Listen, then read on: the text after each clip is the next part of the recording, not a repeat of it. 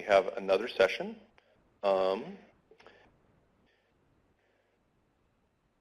So we've got a couple more talks, and then for those of you who've been looking at the piece of paper that we handed you at the beginning, I want to point out we have 30 minutes at the end for open discussion. Some of that might be questions that you have for earlier speakers. Some of it might be suggestions for us. We really, really look forward to this. This is, part of it is us talking to you, but we've got you all in the room. You can talk to us too, please. So, but we have a few more presentations first. Alondra, I guess some of us have been saying about each other, my colleague or whatever, but for those of you who haven't figured out the ICANN org chart, Alon and I and Roy Ahrens and Ed Lewis are all we're all leaf nodes. And so we get to introduce each other as colleagues. So Alon will talk about a project that he's been working on majorly with the ITHI to explain where that is at. So thank you. Thank you, Paul. So good afternoon. That's my clicker here. I would like to make a brief recap of what is the ITHI project. And then I will talk about the workshop that we had yesterday, and that was very interesting and I think quite productive. So for those of you who have been at yesterday, a lot of this you will have already seen. So what is ITHI? So ITHI is Identifier Technology Health Indicator. This is an ICANN initiative to quote-unquote measure the quote-unquote health of the identifiers that ICANN has to coordinate. And the goal is to provide a set of identifiers that we're going to measure and track over time to help us determine if this set of identifier overall is doing well or not. When we manage a set of things like that, if we don't really know what's inside, if it's in good shape or not, it's not exactly an easy thing to do. So that's why it's really important to have some information and some visibility about the status of those identifiers. So that's a long-term project, supposed to run many years, and that's why it's important to get it right from the beginning, because the actual numbers don't mean anything. What matters is going to be the trends, the changes. Is this number that we will have measured going up or going down? So if we have a metric that's associated with something that we think will be better if it will be a low number, if it is going down, that might be a good thing. If it's going up, yes, something that's not so good. So don't pay too much attention to the actual number. 724 is just a number. But if it's going down year after year, that's what we'd like to see. So what is the scope? Well, it's set all the unique identifiers that I can add to coordinate. That include DNS names, but also IP addresses. So here on the side of the ICANN house, we focus on the name track, but our friends and colleagues, the IRs, are now working on the number track. And at some point, both tracks somehow will have to converge.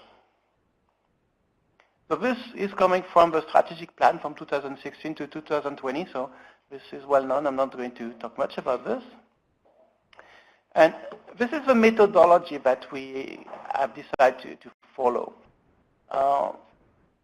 We decided to essentially have a top-down approach to this and start with a model and then go down to the actual number. So the first thing was to create this model and try to define health. And of course, nobody knows what it is. We don't claim that we know. But we can talk about problem areas that people somehow agree that, yes, those are concerns of us. And step number 2 is essentially where we are now, is to define a number of metrics that will measure those problem areas that we have discussed previously. And step number 3, and only at the end of this, will be to go and get data. So we are fully aware that sometimes we may not be able to get some data, but sometimes we may have to buy some data or be customer of other projects. So those are the 5 initial problems area that we essentially agreed on. Bad data, this is really about who is accuracy. Abuse, this is really about domain name abuse. Excessive traffic is related to what Roy talked about earlier today, when you see so much traffic going to the root servers that is somehow raising eyebrows. Not saying that it is bad or good, but it's surprising.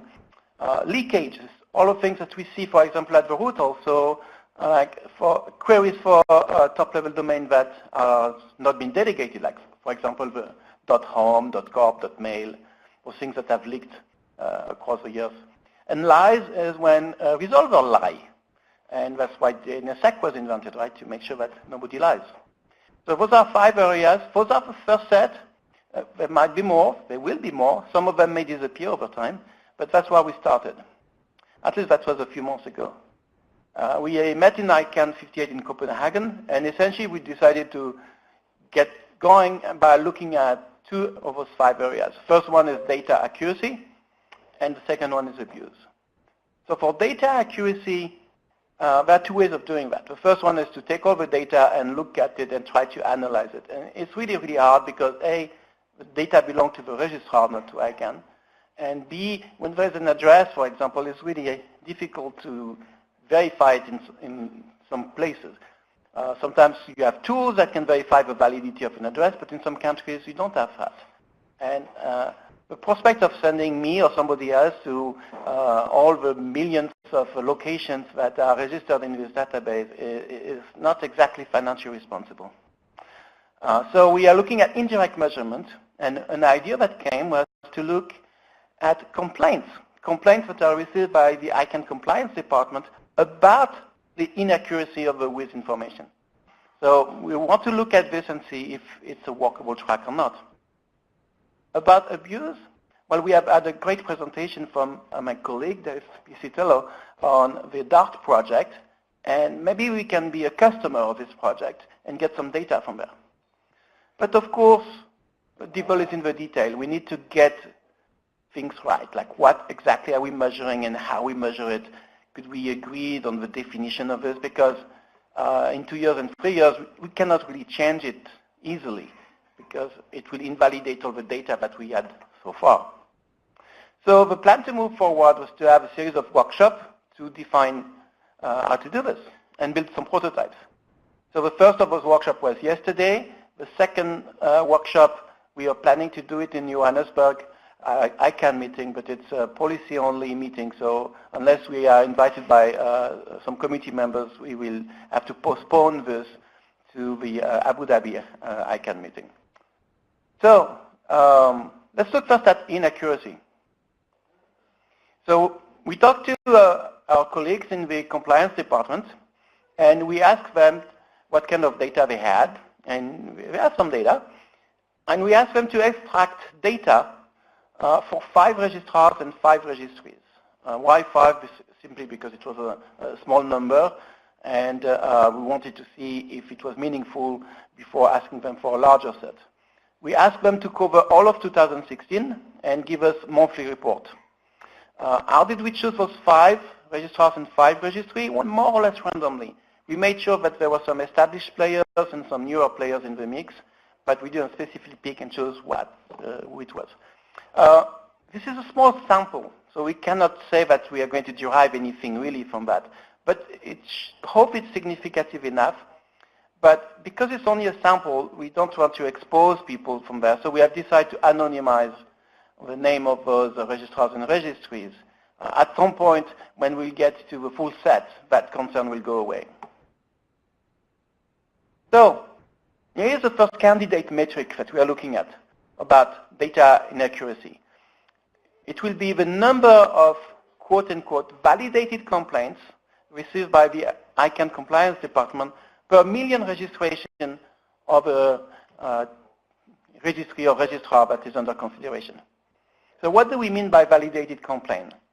Well, we mean a complaint that they have received in this compliance department and that they have acted on. So in other words, it's really meant to avoid like duplicate complaints or an avalanche of complaints by somebody who is really trying to impact the data for another registrar or another registry and try to tarnish their reputation. So this is something that has some kind of validity.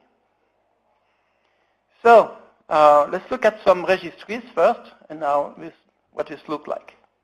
So we have those 5 registries, and I hope that the colors show up on the screen. If they don't, the slides are available, and you can download them. So the first observation is that the numbers are relatively small.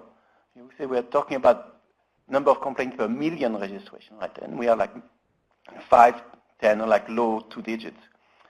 Month by month, yeah, there's some variation. But if you look at the cumulative, there are 3 registries that have apparently a different profile than the other 2 on the right. So that's an indication that there's a differentiation to be made using that metric. So let's look in detail. This is a profile from registry number 1. And what they have is like what? Like a few complaints per month. Registry number 2 is the same profile, but the volume of complaints is a little higher. So it's about 10 per month, more or less, give or take. Registry number 3, there's some seasonal variation, but we are still in the same ballpark in the tens, low tens average. Registry number 4, we had only data for 1 month, and I'm not quite sure why, but that's what it is. Registry number 5, same profile, relatively low numbers. So it really goes to the cumulative. Month by month doesn't really show much, but cumulative over a year, we start to see differences. Now, about registrars, there are more differences, at least in the small subset that we have been looking at.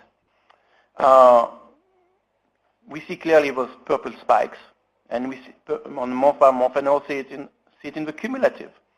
So profile, 1 registrar, same thing, low numbers. The second one, yeah, some seasonal variation, but relatively low numbers, same scale. Registrar number 3, higher volume. Registrar number 4, we had to change the scale, 10x the scale, okay?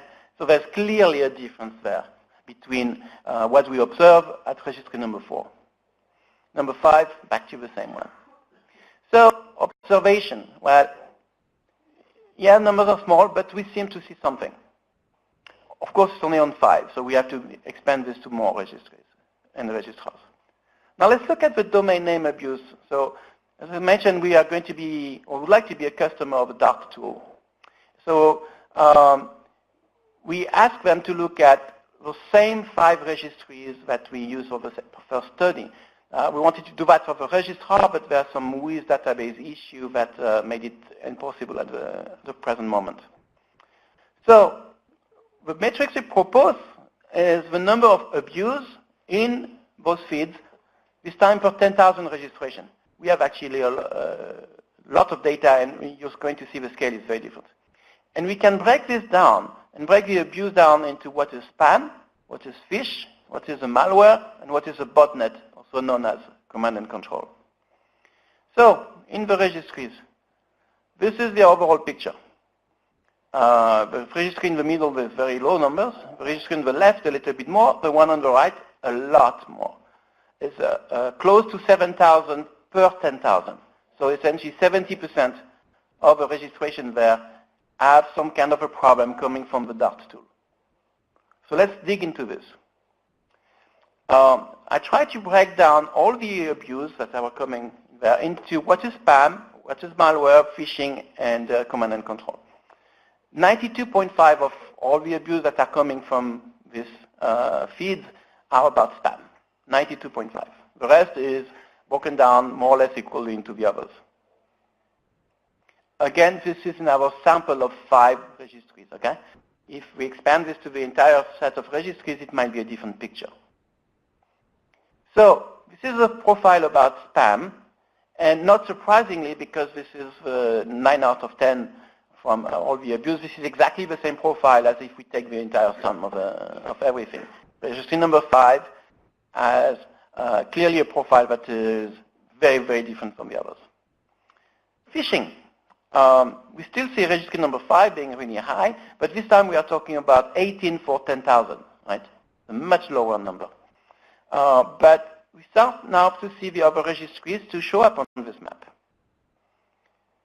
Malware, it's a very different story. For malware, people don't like to go to registry number 5. I don't know, maybe, I don't know why.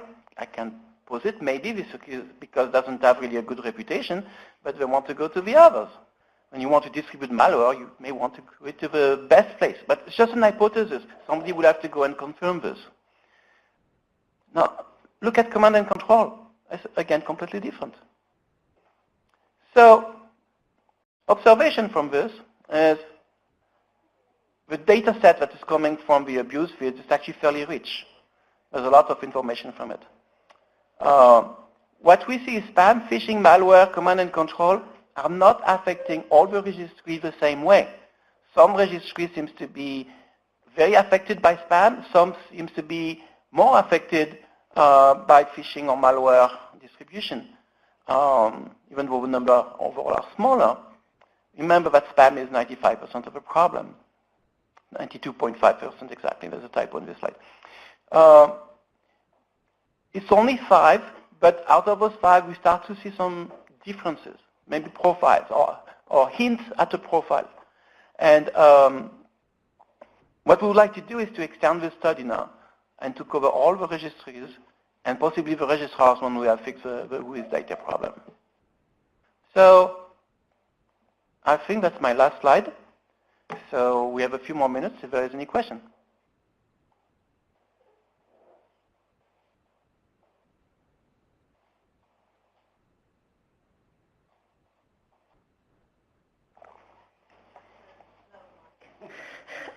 Emily Taylor, thank you very much for a great presentation. This is a very, very exciting project in my opinion. And so I would definitely encourage you to extend it to all registries and registrars. But am I right in thinking that it would be, again, on validated complaints that go to compliance, that would be your data sample rather than sort of going to the, did you abandon the sort of going to WHOIS? No, thank you for your question because it may not have been clear. Those are two sets of metrics and we want to track them independently. Right. So there was enough interest in the workshop yesterday to keep going with metric number 1. And numbers may be small, but they're interesting because they actually reflect users' perception because they go and complain. We don't necessarily pretend that that map directly to issues by some actors. That's for another study.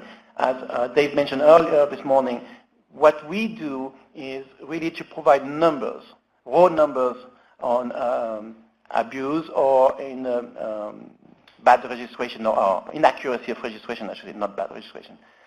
There is a second step that would be needed to be taken by other people, especially people linked more with policies, to look at those numbers and try to make some correlations. For example, correlations with pricing or correlation with other behavior that we have seen. And it might be that some of those spikes have some social benefits because it corresponds to something that is important for a part of the community, and that's fine. Or it may be fine. May have the community will have to define that. It may be that they will find that those spikes correspond to real problems and may want to have policies to address those problems. Thank you very much on that. I mean, one thing, I may be wrong, there used to be a bulk WHOIS, there used to be an obligation on registrars to provide bulk WHOIS, and that seems to have gone away. Would the reintroduction of that help your research? So I will let Dave answer that question. Anything that would allow us to get WHOIS, faster and reliably would help our project. So just however we do that, is just going to be a win. So this is Dave Piscatello. I wanted to point out that the abuse profiles that you showed for the registries, has a lot. There are a lot more to drill down to sort of understand the motivations and and the affinities. One of the kinds of affinities that we can see from some academic literature is flocking behavior. And flocking behavior, for spammers, for example, has historically, in some cases, followed the path of which registrar they might be able to exploit most effectively. It also, in some cases, has to do with the dark web marketplace on which they purchase the phishing kit or some other kinds of software. Some of those software have built-in algorithms that only enumerate legacy TLDs because they're the only ones they have. So in this case, the universal acceptance is a factor. People in the community are simply migrating off to some of the older legacies because that's what's in the kit that they purchased because it was the cheapest kit. So drilling down, having the data to start with this, and the higher level metrics is really, really great. It helps people point, I think, into certain directions to look for certain behaviors, because we can start to look on particular days, particular registrars, and then the list of domains and work from that to actually look at even more deeper issues that may not necessarily be internet identifier issues, but issues that that will solve other problems. I'll have to cut the mic out. Denise Michelle. Thank you very much, Alan, for this presentation. A really important project you're undertaking. Could you tell us when what the next steps are, what the timing is, how soon the community can expect to see some of this data in the public domain? So, in the public domain, I'm not sure, but the next step for us is to go from 5 registrars and 5 registries to the entire set. Now, as of when we are going to do that, as I mentioned earlier in my presentation, we were planning to do a workshop in the Johannesburg ICANN meeting, but we had to cancel it because it's a policy meeting where we were not invited. The plan is to have another workshop now at the Abu Dhabi ICANN meeting in, I think, November. So can you not have an Adobe Connect session that would actually allow more people to participate in lieu of having an in-person session in Johannesburg? That's my follow-up question. And then, so hypothetically, if you had an Adobe Connect session as your virtual workshop, when then would you be able to move this forward, and when do you anticipate having something for the community to access? You mean the larger set? Abu Dhabi is kind of far away, so I've been thinking about trying to have some kind of an interim meeting, maybe back in Washington, D.C., or only on Adobe Connect. So, but thank you for the input, but this is important. Yeah. Thank you. George Sadowski, ICANN. It seems to me your approach initially when you said it's difficult to define health, it seems to me what you've done is to define sickness, and that's an appropriate way to proceed. With respect to your second metric, I've put forward that you really, you may not want to disaggregate, you may not want to aggregate these particular metrics. You may have several here because abuse changes in form over time. If you were doing this project 2 years ago, if somebody had mentioned the term ransomware, you would have said, what's that? If you were to start this a year from now, you'd have ransomware in there as a component, and as we know, all forms of human behavior migrate to the net, and you're likely to see changes in the various, the intensity of the sickness in these various components. Thank you. Thank you. We'll ask a question until later, because we're already well over. It's a very short question. Right. The 5 registries and 5 registrars, you're not telling us because you haven't done these analysis on all of them. Do those 5 in each of those categories know who they are? Do they know how they compare to what's been done so far? Have you shared any of that information with them? I have not shared the names of the 5 registries and 5 registrars with anybody. Okay. I thought it was not fair to share anything until we have the entire set of data. Okay. Thank you. Thank you.